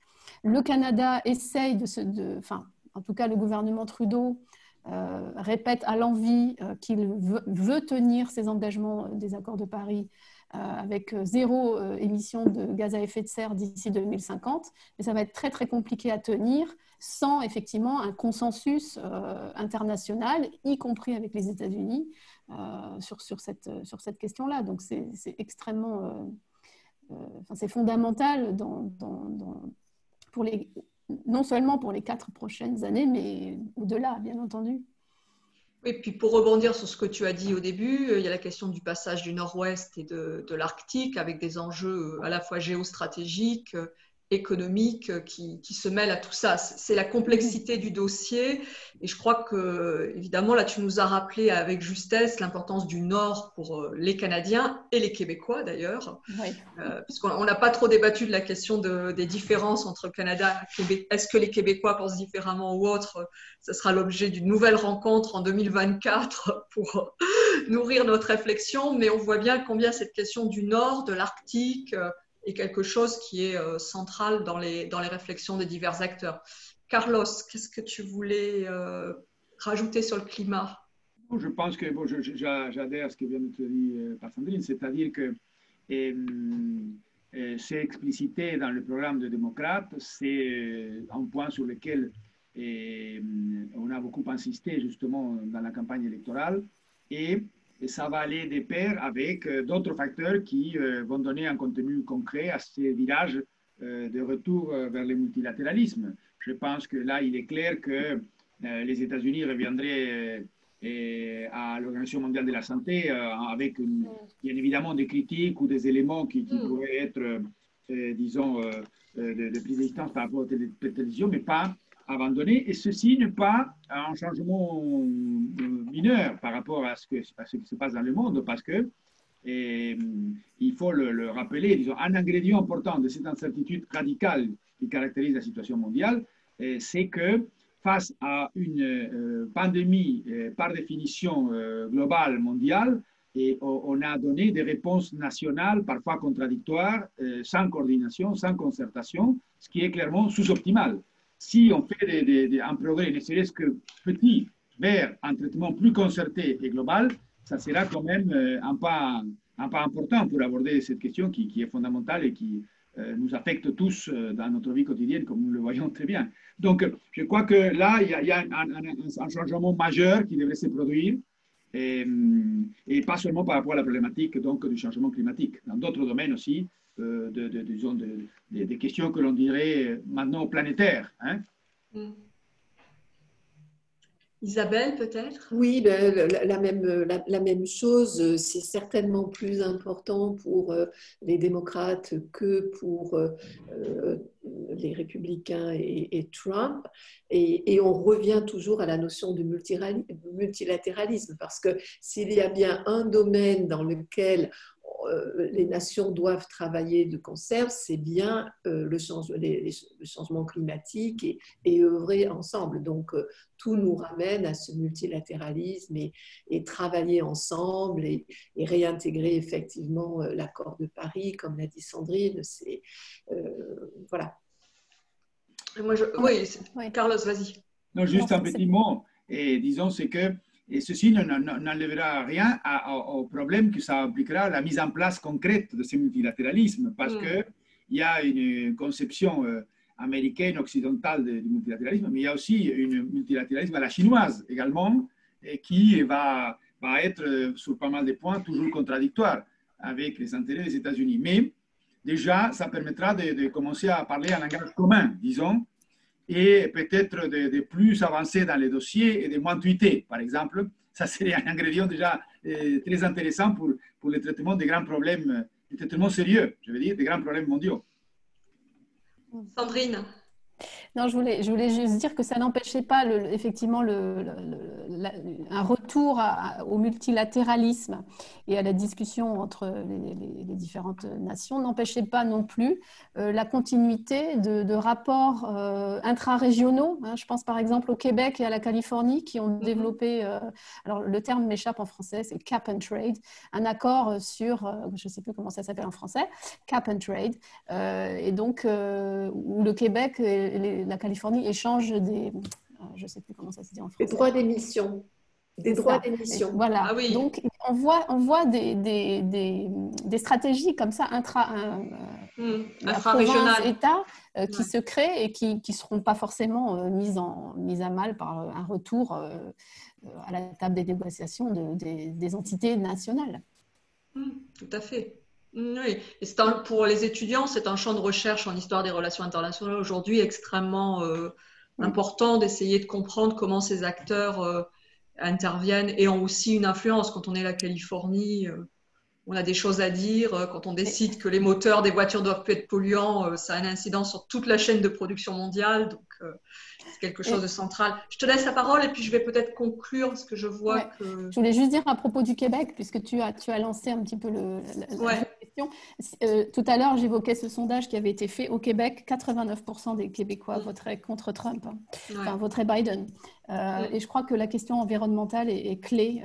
La jeunesse québécoise en particulier est extrêmement active au Québec. C'est d'ailleurs quelque chose qui est assez récent et qui est devenu une marque de l'identité québécoise, cet activisme très, très franc de la jeunesse québécoise. Et clairement, la position de Trump sur la question climatique ne peut pas attirer, ne peut absolument pas être en phase avec les objectifs du Québec dans cette matière.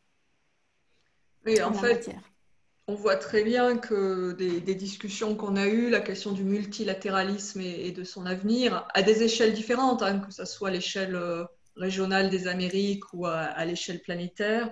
Robert Boyer faisait très justement valoir la question de la démocratie, et je dirais plus loin, finalement, est-ce que les États-Unis continuent d'être un modèle, un laboratoire, quelque chose qui inspire les autres acteurs, ou continue-t-on d'être dans un repli tel que celui qu'on a connu ces dernières années, en étant évidemment d'accord qu'on ne doit pas virer dans l'angélisme. Hein. Isabelle le rappelait, les États-Unis défendent avant tout leurs intérêts, défendent avant tout leur leadership, et ça, quel que soit celui qui sera élu à la Maison-Blanche, ça ne changera pas. Et puis tu as engagé, Sandrine, cette question, mais qui, je pense, sera une question qu'on aura à développer dans l'avenir. C'est la question des générations. Finalement, on voit bien que les deux candidats à la présidentielle sont quand même des enfants du baby-boom. Donc, on l'a vu dans les interventions. Quels sont celles et ceux qui, dans les années à venir, vont incarner cette relation des États-Unis avec le reste des Amériques, avec l'Europe? Donc, quelles sont les figures montantes? Quelles sont les idées qu'ils portent? Quels sont leurs relais? C'est une question qui est importante parce qu'aussi cette Amérique, on l'a vu d'entrée de jeu avec l'intervention d'Isabelle, elle change démographiquement par l'arrivée de nouveaux immigrants. C'est un pays jeune, beaucoup plus jeune que les pays européens, là aussi en raison de l'importance de l'immigration. Et donc on voit bien que ces questions nouvelles qui sont aussi portées beaucoup par la jeunesse vont avoir une incidence sur le débat politique aux États-Unis même. Donc, vous l'avez vu par les très nombreux messages que l'équipe vous a envoyés pendant toute la réunion. Ce n'est pas moi, hein, je ne suis pas multitâche à ce point. Donc, je voudrais les remercier encore d'avoir fait cette modération. Ils vous ont diffusé toute une série d'informations. La vie continue, c'est-à-dire que vous avez notamment ce soir un événement scientifique qui est organisé par nos collègues toulousains, notamment autour d'Emmanuel Pérez-Tisserand, qui s'appelle la Nuit américaine à partir de 21h. L'équipe vous rappelle aussi que dans la dernière livraison de la revue IDEAS, il y a eu tout un dossier sur cette question américaine. Et puis, nous vous invitons aussi à notre webinaire de vendredi soir. Vous le voyez qui apparaît normalement sur l'écran. Femmes au pluriel en mouvement en Amérique latine, dans la Caraïbe et en Europe. C'est le partenariat entre l'Institut des Amériques et la Fondation Europe-Amérique latine, notre colloque annuel qui s'est transformé en webinar. Donc, vous êtes cordialement invités. Vous allez voir que le débat est tout à fait passionnant. Il suffit de s'y inscrire. J'espère que les uns et les autres, on a répondu en partie à vos attentes, qu'on a réussi à rendre cet exercice, j'allais dire par Zoom, supportable, qu'on ne vous a pas perdu et que, évidemment, on vous retrouvera le mois prochain. On a peut-être le programme qu'on peut remettre pour tout le monde en écran principal, avec des sujets qui vont nous permettre de continuer à travailler cette diversité des Amériques. Donc, je vous rappelle, 1er décembre, autour en particulier de Marie-Jeanne Rossignol qui est parmi nous ce soir et j'en profite pour la saluer. Et puis, on l'espère, le 12 janvier, l'occasion de prolonger le débat. Donc, encore un très, très, très grand merci aux intervenants, un très, très grand merci à l'équipe. Et puis, un très, très grand merci à toutes celles et tous ceux qui nous ont posé toute une série de questions. J'espère que je n'en ai pas oublié. Et si je l'ai oublié, n'y voyez pas le ciseau honteux de la censure, mais simplement le fait qu'il y ait eu beaucoup de questions extrêmement riches. Et puis, en sachant que la conversation va continuer sous des formes diverses et variées. Donc, j'en profite pour vous souhaiter au nom de tous et toutes une excellente soirée. Une nuit américaine peut-être longue pour les plus courageux. Et puis peut-être que demain matin, nous en saurons plus sur le résultat de tout cela. Un très, très grand merci à tous. Merci. Merci beaucoup pour cette Merci, super Sylvia. organisation.